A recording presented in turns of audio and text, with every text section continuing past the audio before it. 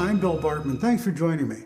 I want to talk about starting and growing a business. Now, before I get into some of the elements about starting and growing your business, I want to talk about the two myths that are out there about starting a business that a lot of people suffer from, and I want to make sure that you're not one of them. And one of these myths is that you get to be your own boss.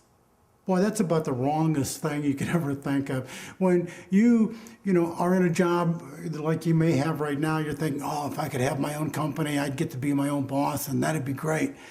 Now, what you have right now maybe is a job where you got a jerk for a boss, and you got a guy that's telling you what to do and when to do it and how to do it, and there are probably days you don't really care for that person very much. Well, trading for that to get something else, you have to kind of be careful what it is you're trading for, because when you go in business for yourself, you get to be your own boss for a little while, and it's a very, very short while, and then pretty soon you have other people who become your boss. They are your employees. They literally become your boss. Your customers, they become your boss. Your bankers and lenders, they become your boss. Your vendors and suppliers, they become your boss. No, not technically and not legally. Not by pure definition or job title. They'll never call themselves your boss, but they will do the same things this jerk you're calling a boss has been doing to you. They'll tell you what to do, they'll tell you when to do it, they'll tell you where to do it, and they'll tell you why to do it. And then they'll tell you what the ramifications are if you don't do it. Now, I'm not trying to talk you out of this. I'm not trying to make it sound so negative, but I want you to understand it before you get in. That if you're getting in to be your own boss, that isn't the right reason. Because all you're really doing is trading one jerk perhaps for a whole bunch of other jerks. And I don't mean to say that in a negative way, but I want you to understand it. Now, the second myth that some people suffer from is they think, well, I'll be independent. I'll be, in charge of my own time. I'll be able to come and go and do what it is I want to do. Well, that's way wrong also. When you're in business for yourself, you become more dependent on that business than anything you've ever done in your entire life. You now will have less freedom to go do the things you really want to go do than you've ever had as an employee working for another company. Now, again, I'm not trying to talk you out of it. I want to talk you into it. But I want you to know what you're getting into before you start. I don't want you to be operating under a bunch of misconceptions. And I don't want you to have some fantasy that, the things are going to be remarkably different on day one. They're not going to be different on day one. Now, they can become different as you grow and as you become successful and as your company gets to a place that can provide some wonderful things for you and the people that have helped you get there.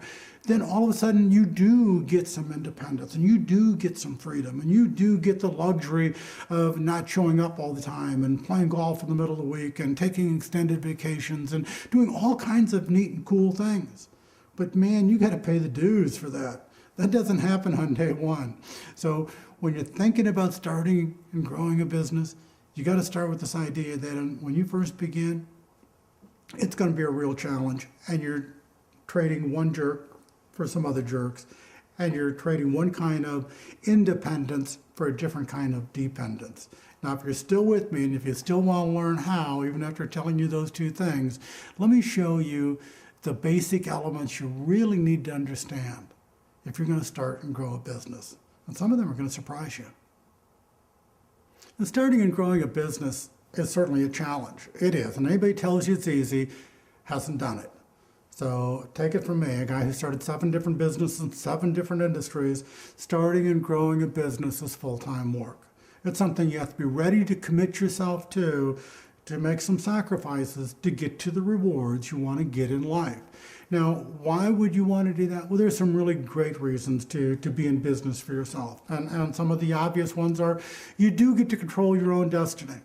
In the old days, we used to have a thing called job security, where you could have a job and expect that it would be there again tomorrow, and it'd be there next week and next month and next year. Well, in today's age, we have come to learn, sadly, that there really isn't any job security, that the only security we can have is ourselves. And so one of the reasons for starting a business, and probably the most important for me, is you get to control your own destiny.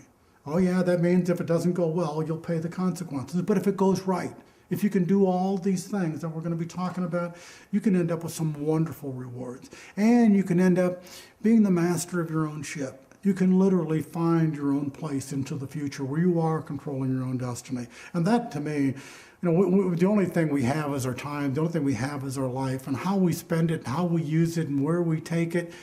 That's why we're here. That's the only purpose for being. So we need to understand that having control over how we're going to have the rest of our life in front of us, that's got to be the most important thing there is. Now, there's some other reasons for starting and being in business. We will end up getting exactly what we deserve. And boy, sometimes that gets a little scary because you say, time out, I want a little more than I really deserve. Now, most entrepreneurs are smart enough to understand that they get it. That being in business for yourself, we will get exactly what we deserve.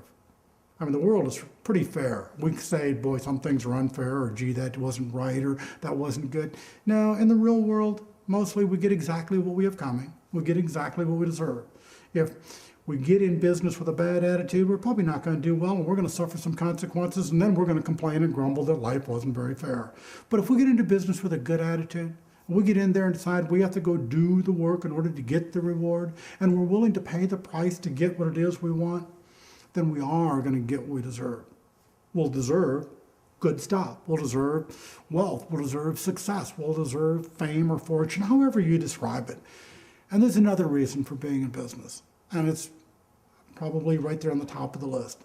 It's the only predictable way to get rich, period.